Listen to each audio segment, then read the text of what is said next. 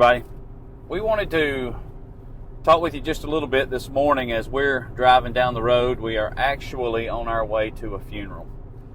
And so we're going to try this a little bit now to do it in the car because it's so hard to find the time to go and stop and do some of these other things. So we've realized most of our time is in the car. The majority of our time is in the car. Well, and we drive an hour one way and an hour the back way. If it's an hour there, it's an hour back. That was kind of a little joke. And so we just wanted to talk with you a little bit this morning about, it's morning for us, it may not be morning for you, the things that you should know before you get married. And there are a lot of them. Yes. There's a lot of them. There are several things that you will want to know. There are several things that you just flat out need to know. And then there are several things that you're going to have to know for your marriage to survive. So that's kind of three different categories of these things. But a couple of things that you need to know before you get married are... Yeah, I put you on the spot, didn't I? I don't know. Well, of course, I think the problem, before I say that, I think the problem is oh no. Oh no. You're about to see coffee fly everywhere in this car. He's got his cup. See, that's the cup. That's the cup. Oh me. At least we have coffee. We got some creamer, so at least we have coffee this morning. We do. Yeah. But I think that, we don't spend enough time teaching our kids and grandkids about this subject. And we're just so in love, quote, in love, that we don't spend enough time. And we don't have the patience. It's like, we want to get married. We want to get married. We want to get married. We don't have the patience to go through what we need to go through. So, how are you ever going to start your fairy tale if you don't hurry up and get married? Yeah, and we were the same way. So I understand it, and I'm not faulting anybody. I just, if we could try to change that, it would be good. But and we've said before in other videos that maybe the marriage age needs to increase some, and for those reasons, because maybe you would be more mature and you would go through some more deep thinking before marriage. We know that there are some states that require you to be separated for so long before you can divorce. Like some states. Which I think is amazing. Yeah, I think that's a really good thing because it makes, number one, it makes you, as the individual petitioning, have to wait. You can't just go out here and get some wild hair and say, hey, I'm going to this and this and this, and then boom, here you are. It puts a damper on your motives if your motives are bad. Then, for the other person, it kind of gives them a heads up of what's about to happen in their life so they can't just be dumped out on the street. So I like everything about it. From a save your marriage perspective, even from a don't do each other wrong perspective, it makes sense. So if in certain states it takes you so long to get divorced, why in the world would we not ask? I know we can't really control this, but why in the world would you not take the time to know each other before you get married? And there may be places that have laws on premarital counseling too. I think in Las Vegas it's like 15 minutes. Oh yeah. It seems like... You got to know each other for at least 15 minutes to fill out the paperwork. That there's somewhere that you have to do premarital, but that's good. It's good that you should be able to have to do that. But back to your question, I think of finances, of course. I think that I think of parenting. I think you need to talk about. We've talked about that too. I think you need to talk about your views on finances. Get that under control, and have. Before you say I do, have an idea of how you're going to handle that. parenting, that's a huge, huge thing. You know, how many kids do you want to have? Do you want to have any kids at all? What are your disciplinary opinions? You don't know that. You ain't got kids. You don't even know how you're going to discipline nobody. Well, I know that changes, and I know you have to go day to day, and I know there's not a Discipline doesn't even exist until you have children. That's true, but you still kind of have an idea of how you want it. You still should. I'm joking. Planning is, I know you are. Yeah. But planning is everything. Planning is everything, and we didn't. These are things that we did not do, but our marriage also failed. So that's the whole point of all of this. That we're putting ourselves out there to tell you these are things we did not do. So this is not something these that are the things we should have done. Yes, that we know now that we should have done, and we're trying to teach our kids. And you know, isn't that an uphill battle in today's society? Hopefully one day, you know. People aren't even getting married anymore, and then of the ones that are getting married, about 54% of them are divorcing. Right. And then, crazy statistic that I'll throw out there for you, the more times you marry, divorce, and remarry, the higher the percentage is of divorce. So if this is your second marriage, it's even higher percentage that you're going to divorce. So it's like a snowball rolling, cascading down the hill. Once it starts, it doesn't stop. No. But that's my two top ones I can think of is finances and children and discipline. You know, how you're going to, not only discipline, but how you're going to parent your children in a lot of areas, like religion. You know, are you, which hopefully you are. That's one of the biggies. Going to raise your kids in the church, and because. Well, here's what I think you ought to do. When you mention religion, I mention spirituality because so many religions have been hijacked. And I know you don't mean anything by the word religion because that's usually how we denote that category of life. Mm-hmm. But religion has been hijacked. Right. We have gotten into the mindset, especially in this country, that Sunday is your religion day, and you go do that, and then you go eat, you know, fried chicken and apple pie somewhere, and then you go to the lake or you do whatever because you sure ain't going back for Sunday evening services. You just, in our society, I mean, we it's a Sunday morning, give me an hour to punch your time clock. Punch my time clock and move on. You know, the rest of the week is mine. But in reality, spirituality is something that is a part of you. It's not something that can really be hijacked because it's you. It's inside of you. It's between you and God. It's not corporate religion. So that part of it, let's get into this. You and your wife want to build a house. And you've got these ideas that you want to build for your house, and she has these ideas that she wants to build for her house. Well, the next question is, are y'all building the same house?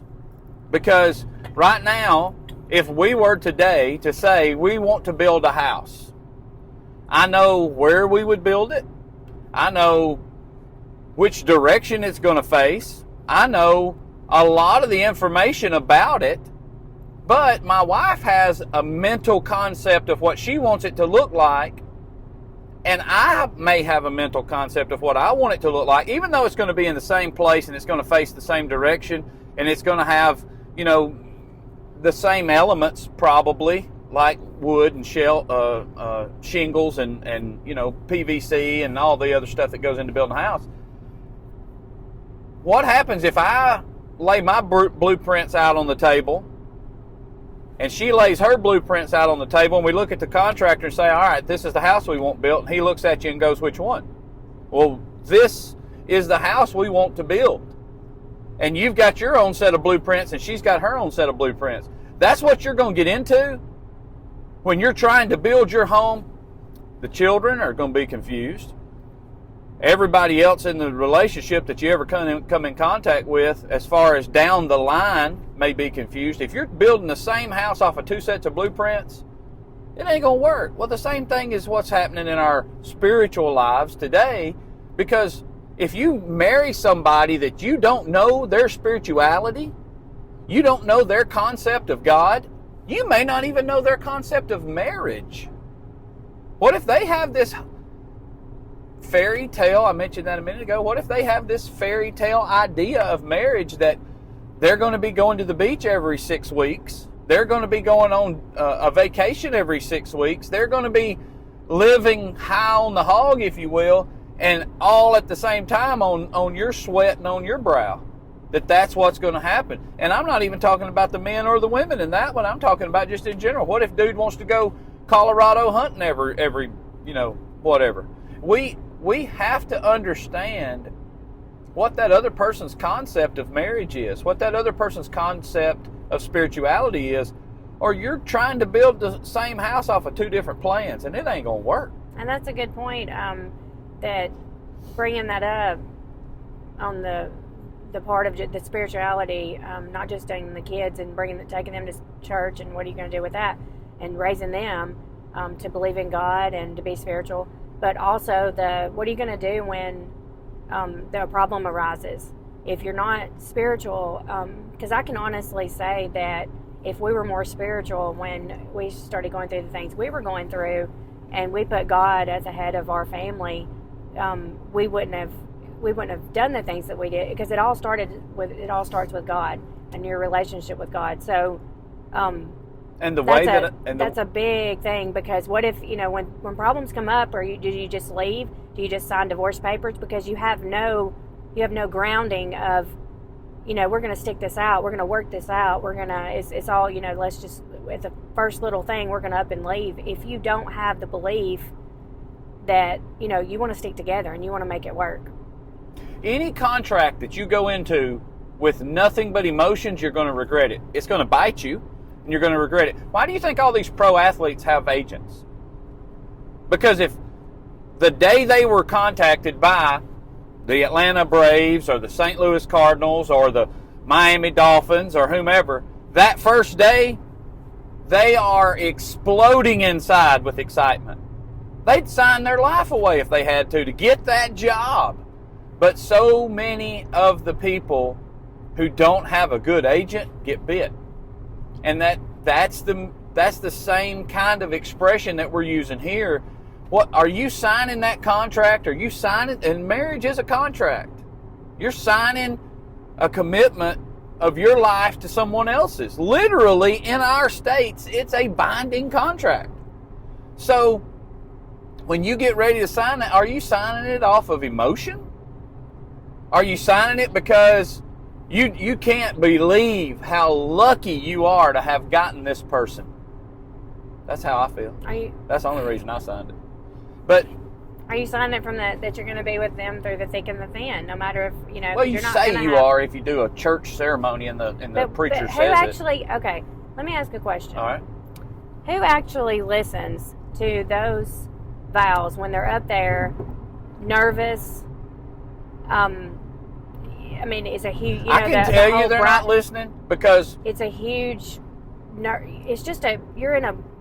But they wrote them. Ball of nerves. They may have written them for you and gave them to you. I can tell you that most of the time, when you're standing in front of two people who are exchanging vows and getting married, the key part they're listening for is, when am I supposed to say I do?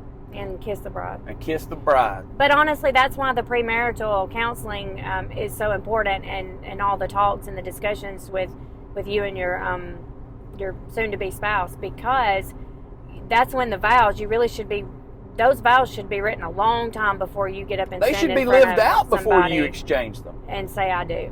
It should be discussed, because life is unpredictable, and things can happen, and health can, things with each other's health can decline, and you could have a car wreck and be in a in a chair the rest of your life. Life is going to happen. What are you going to do about that? How are you going to deal with that? Life is going to happen. So things need to be. Well, I'll tell you a perfect example of that, and it's in Matthew chapter 1. Matthew chapter 1, the Bible says, now the birth of Jesus Christ was on this wise: when Joseph was espoused to Mary, she was found with child, and he was minded to put her away privately. They were just engaged. They had not gotten married yet, and she's got a baby. Joseph's like, So it took God intervening for Joseph to understand what was happening. And at that point, he did what he was supposed to do by the instructions of God. But just when they were espoused, when they were in the engagement process, when they were committed to each other and looking to the marriage, he was minded to put her away privately. He didn't want to embarrass her. He didn't want to make a laughing stock or show of what was happening.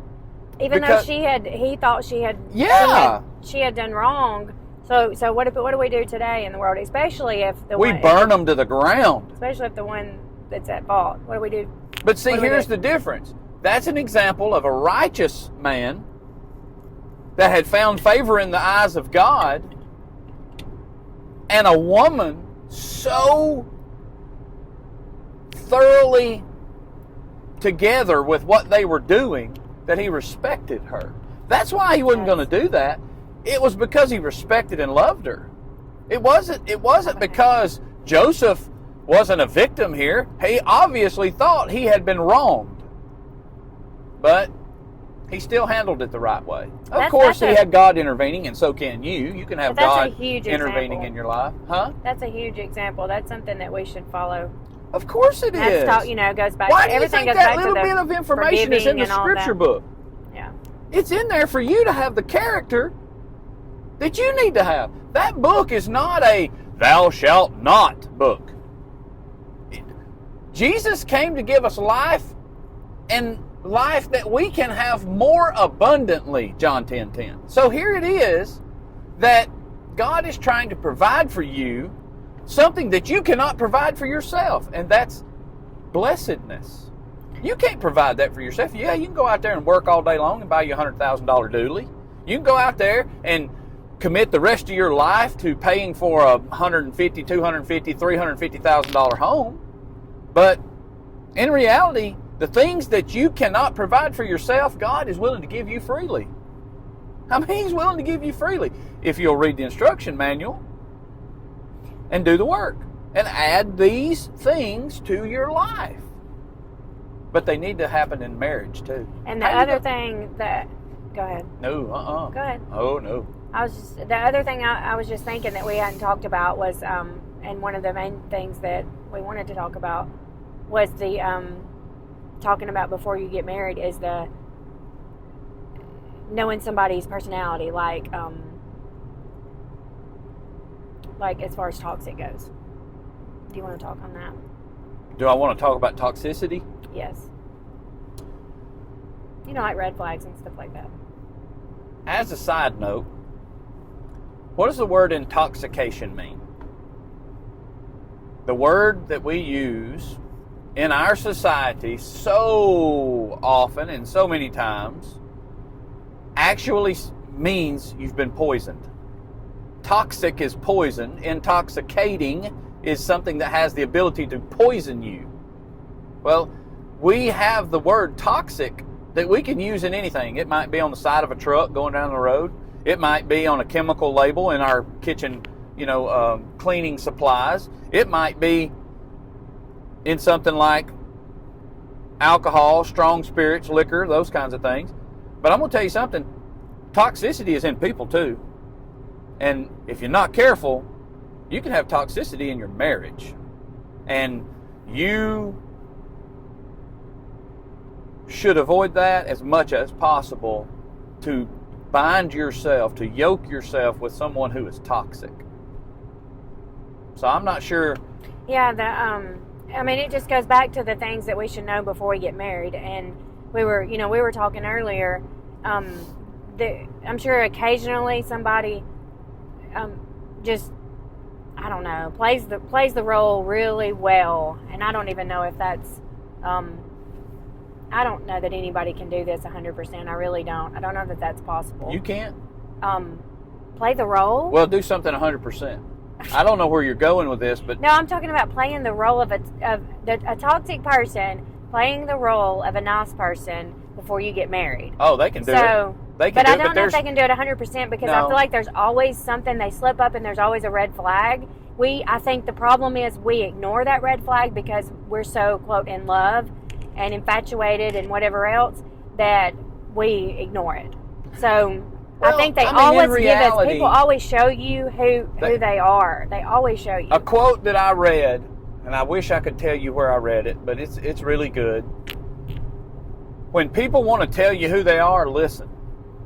Because everybody in reality who's toxic want to tell you who they are.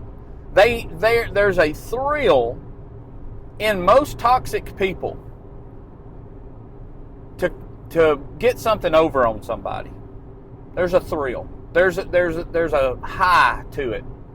And whatever it is, I have had salespeople that have either worked for me in the past or I have worked with that have had just enough ego in this area to claim they could sell you anything. They could sell you anything. Well, in reality, you don't really want everything or anything. You want what you want, right? You kind of have an idea of what washing machine features you need when you go to an appliance store to buy whatever. But toxicity can be something as minor as ego. An out of character, out of place, out of sorts ego. That could be toxicity. It could be as far as narcissism. And narcissism, according to the most recent statistics that are being put out there, about 1 in 3 people are narcissistic. I'm not going to say they're full blown and could walk into a psychiatrist office and be diagnosed with narcissism, because most of those people would never walk into a psychiatrist's office. They already know who they are and they know to avoid that. Oh yeah. But narcissism is huge, and it's if you're in a relationship right now with a narcissist, you know it. And that's my point. Even as smooth as they try to be, they still slip up and show you who they are. We just don't at the time. We don't notice it. They can do it long enough to get the hook in your mouth. They don't notice it because your feelings, and that's why you should never let your emotions control you, control everything that you do, because your emotions can steer you wrong. And you should never make an emotional decision. Yeah. We do them way too often, especially in our country, to where, we make these really nice automobiles that have all these bells and whistles and they have all these things. Did you know that in most states there's something called buyer's remorse, to where you can actually go 3 days and make a decision to not buy that vehicle and actually take it back? Buyer's remorse. Because we know that sales tactics and advertising and all these things are really plays on our emotions. That's what they are. Yeah. They're a tactic. And if you're a car salesman, I'm sorry, I'm not trying to knock your industry. Just do it honestly. Don't come in there at somebody and push something that's going to pay you money more so than something that's not going to pay you money simply because that's your job. Well, your job is also to be an honest person before men. So, well, you want to edit that out, don't you?